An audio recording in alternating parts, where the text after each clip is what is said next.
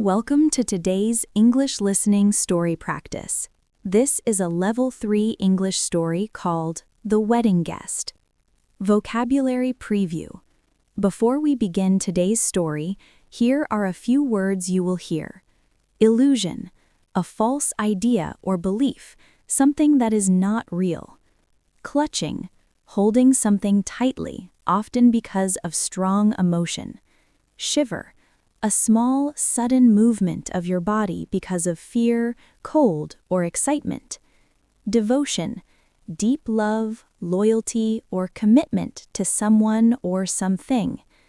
Aisle, a passage between rows of seats, often in a church or a theater.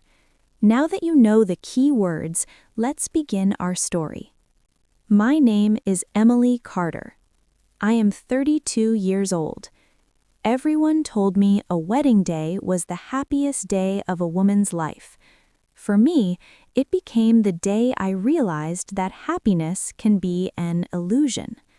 That morning, the sun spilled through my bedroom window, warm and golden. I touched my dress hanging on the door, white, delicate, perfect.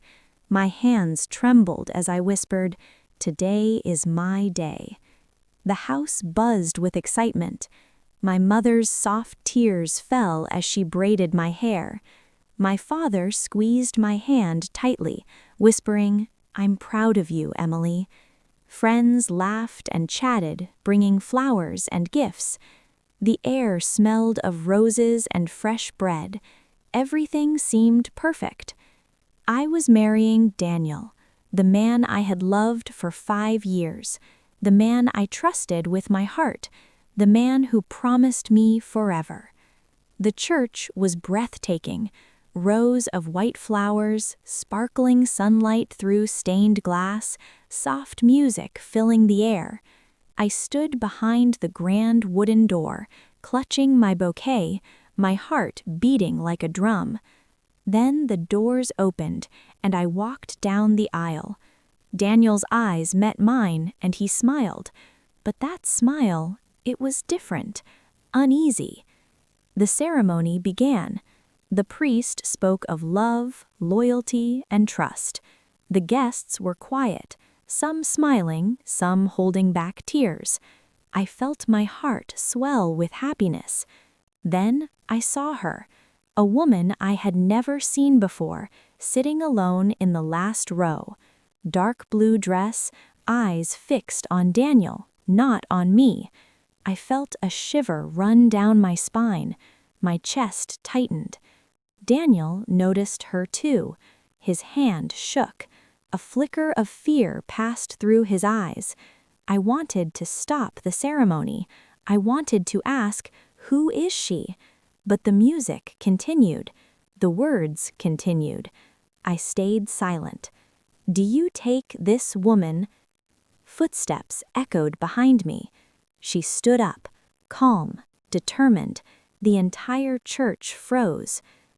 "I'm sorry," she said, softly, almost gently, "but this wedding cannot continue." Gasps, cries, confused whispers. My mother's face turned pale, her hands clutching my shoulders. My father's voice trembled as he shouted. Daniel looked at her. No words, just silence. Silence louder than any scream. She walked forward, each step heavy with meaning. She stopped beside him and turned to me. "I didn't come to hurt you," she said, tears glistening in her eyes, "but you deserve the truth." My hands shook. "What truth?" I whispered. "I am Daniel's wife," she said calmly, like a knife cutting through my heart. The world seemed to stop. My bouquet slipped from my fingers. The flowers fell, petals scattering across the floor. "That's impossible," my mother screamed. The woman shook her head. "We were married 3 years ago.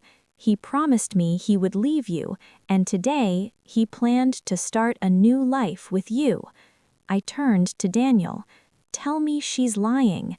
He opened his mouth, closed it. His silence shattered me more than any words could. I felt my knees weaken. 5 years of love, 5 years of devotion, 5 years of lies. I removed my ring. My fingers felt numb, cold, empty.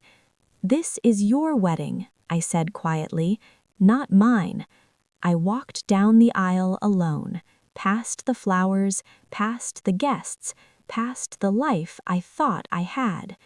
Outside, the air was cold but clear. My tears fell freely. The woman followed me outside. "I'm sorry," she whispered. "We were both deceived." I looked at her, then nodded. Sometimes the worst pain shows the clearest truth. That day, I didn't just lose a husband. I lost illusions, trust, dreams. But I also began again. I walked away, my heart shattered but my spirit awakening. Because even in betrayal, there is a chance to find yourself. From that moment, I decided no one can take my life, my self-worth, or my strength. Only I can define them. And so, with every step away from the church, every tear that fell, I promised myself one thing: I will rise, I will heal, I will live. Thank you for listening to this story. If you liked it, please like the video, share it, and subscribe to Story Reading in English channel. Your support helps more stories reach people like you. With every story, our English gets better and our hearts get stronger.